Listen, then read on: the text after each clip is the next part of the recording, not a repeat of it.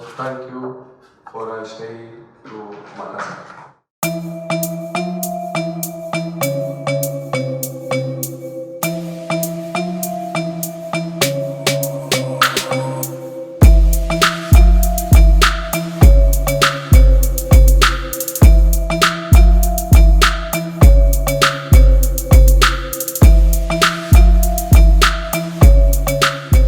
Spekulasi kemarin, nama-nama muncul, tapi ya akhirnya ya kita bisa menemukan satu striker yang bernama Matteo, agennya bernama Matteo,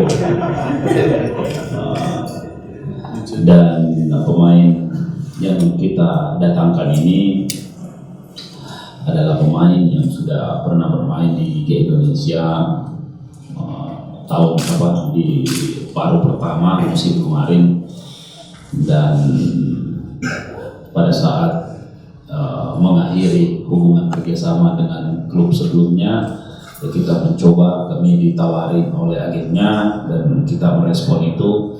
I'm very happy to stay here to Makassar because when I play to Makassar and back Persebaya, like performance Makassar.